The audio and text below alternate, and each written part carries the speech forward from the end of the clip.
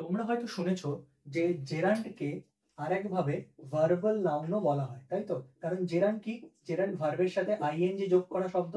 ভার্বের সাথে আইএনজি যোগ করা শব্দ জেরান্ড তো। তাহলে ভার্বের সাথে আইএনজি যোগ করা শব্দ যে নাউনের সেন্স দেবে তাকে ভার্বাল নাউনও তো বলা হয়, তাকে ভার্বাল নাউনও বলা হয়।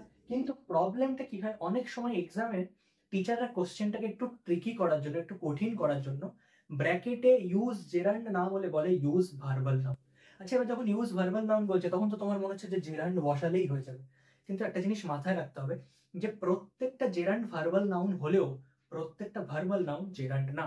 এবার সেটা কিভাবে, সেটাই দেখো আমি তোমাদের বোঝাচ্ছি যে এই যে ভার্বাল নাউন এর কিছু আলাদা রুলস রয়েছে, যে কিনা জেরান্ডের মতন নয়। জেরান্ড আর ভার্বাল নাউন কিছু আলাদা আলাদা রুল নেয়। তো চলো সেগুলো দেখে নেওয়া যাক। তাহলে দেখো এই টেবিলটা দিয়ে আমরা শিখে নেবো যে কিভাবে জেরান্ড আর ভার্বাল নাউন কিছুটা হলেও একে অপরের থেকে আলাদা।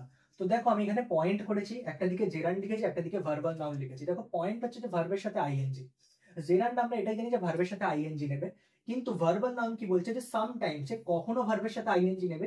এটা ছাড়া সে কি নিতে পারে, সে এমইএনটি নিতে পারে। যেমন পানিশ থাকলে পানিশমেন্ট, ঠিক আছে, সে আইওএন নিতে পারে। পার্টিসিপেট থেকে পার্টিসিপেশন, ঠিক আছে। সে যেমন ধরো একসেপ্ট আছে, ঠিক আছে, একসেপ্টটা কি করে দেবে, একসেপ্টেন্স, ঠিক আছে, এএনসিই অ্যাড করে দিল। তাহলে এই যে এএনসি, আইওএন, এমইএনটি এই জিনিসগুলো ভার্বাল নাউনের মধ্যে তুমি দেখতে পাবে, যেটা তুমি জেরান্ডে দেখতে পাবে না। জেরান্ডে সবসময় তুমি দেখবে যে আইএনজি রয়েছে, রিচিং, গোয়িং, প্লেইং, এই সবই তুমি জেরান্ডে দেখতে পাবে। এবার দেখো জেরান্ড কি করছে, জেরান্ডে দু রকমের ফোর্স কাজ করছে। জেরান্ডে দুটো ফোর্স কাজ করে, এক তো ভার্বের সাথে আইএনজি নিয়েছে বলে ভার্বের ফোর্সটাও কাজ করবে, আবার সে নাউনেরও কাজ। যেমন সুইমিং ইজ এ গ্রেট হবি, ঠিক আছে, এখানে সুইমিংটা একটা বিষয়কে বোঝাচ্ছে, তো কিন্তু তার মধ্যে একটা ভার্ব লুকিয়ে রয়েছে যে সাঁতার কাটা, সেই কাজটাকেও কিন্তু বোঝাচ্ছে। তো এখানে তুমি দেখবে যে এখানেও দুটো ফোর্স অ্যাপ্লাই করছে, ভার্বের ফোর্সটাও অ্যাপ্লাই করছে, নাউনের ফোর্সও অ্যাপ্লাই করছে। ভার্বাল নাউন যে হবে সে শুধুমাত্র নাউনের ফোর্সই অ্যাপ্লাই করবে, সে কখনোই তোমাকে কোনো ভার্বের ফোর্স দেবে না, ঠিক আছে। এটা আমি এক্সাম্পল আবারও দিচ্ছি তোমাকে, দাঁড়াও। টেক্স অবজেক্ট, এ কি করে, জেরান্ড অলওয়েজ অবজেক্ট নেবে। এটা মাথায় রাখবে যে জেরান্ডে সবসময় অবজেক্ট থাকবে, কিন্তু এ কখনোই অবজেক্ট নেবে না। এ বরং কি করবে, এ তার নিজের পরে অফ বসাবে। কিভাবে হবে সেটা আমি বলছি। টেক্স আর্টিকেল, এ কি করে, কখনোই আর্টিকেল নেয় না, কিন্তু এ আর্টিকেল নেবে। এর ক্ষেত্রে তুমি দা অথবা এর ব্যবহার তুমি প্রায়ই দেখতে পাবে সেন্টেন্সের মধ্যে। আর কি হচ্ছে, অ্যাডজেক্টিভের ক্ষেত্রে এ কখনোই অ্যাডজেক্টিভ নেয় না, কিন্তু এ অ্যাডজেক্টিভ নেবে। আর অ্যাডভার্বের ক্ষেত্রে এ অলওয়েজ অ্যাডভার্ব নেবে, এ কখনো অ্যাডভার্ব নেবে না। এবার দেখো আমি যদি এক্সাম্পল দিই এইগুলোকে বোঝানোর জন্য, তাহলে দেখো তুমি নিজেই বুঝতে পারবে। মনে করো যে এরকম বললাম যে হি লাইকস রিডিং নোভেলস, ঠিক আছে, হি লাইকস রিডিং নোভেলস। এখানে তুমি দেখো এটা ভার্বের সাথে আইএনজি, যে একটা নাউনের সেন্ট দিচ্ছে, কারণ হি লাইকস হোয়াট, কোয়েশ্চেন করলে আমরা কি পাই, আমরা নাউন পাই। তো তাহলে he likes what, he likes reading, তাহলে সে পড়তে ভালোবাসে, পড়া ব্যাপারটা, নোভেল, উপন্যাস পড়তে সে ভালোবাসে।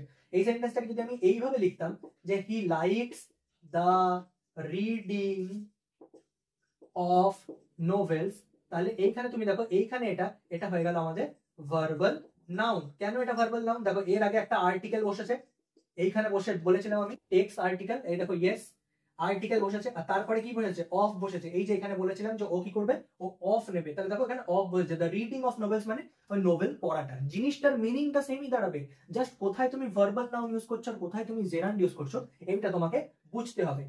He likes the reading of novels, ঠিক আছে। তাহলে এটা তুমি বুঝতে পারলে কোথায় আমরা জেরান্ড বসাচ্ছি। যদি আমাকে মনে করো এরকম একটা সেন্টেন্স আমাকে দিয়ে দিত, দিয়ে ব্র্যাকেটে বলতো যে ইউজ জেরান্ড, তো সেখানে বা আইডেন্টিফাই জেরান্ড, তাহলে সেখানে তো রিডিংটাকে লিখে আমি জেরান্ড বলতাম।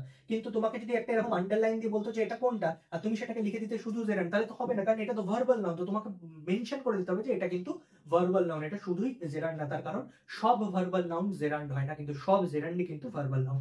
এটা তোমাদের আশা করি ক্লিয়ার হয়েছে। এবার দেখো এইখানে আমি বলেছি যে অ্যাডজেক্টিভের ক্ষেত্রে এ অ্যাডজেক্টিভ, ব্রুটাল কিলিং বলতে পারি, মানে আমি এখানে ব্রুটাল কিলিং ইউজ করতে পারি।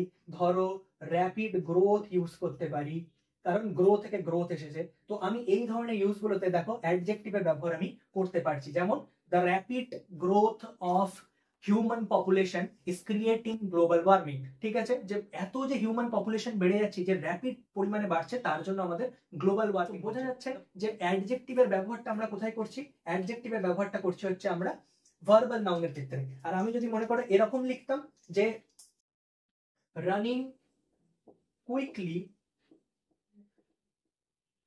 ইজ নট ইজি, তাহলে দেখো এখানে আমি অ্যাডভার্ব ইউজ করেছি, তাহলে চোখ বন্ধ করে এটা আমি জেনে যাব যে এটা আমার জেরান্ড। কেন না, জেরান্ড কি করবে, জেরান্ড সবসময় তুমি দেখবে অ্যাডভার্ব নিচ্ছে, তাহলে জেরান্ড কি নিচ্ছে, জেরান্ড নিচ্ছে অ্যাডভার্ব, আর ভার্বাল নাউন কি করছে, ভার্বাল নাউন নিচ্ছে হচ্ছে অ্যাডজেক্টিভ।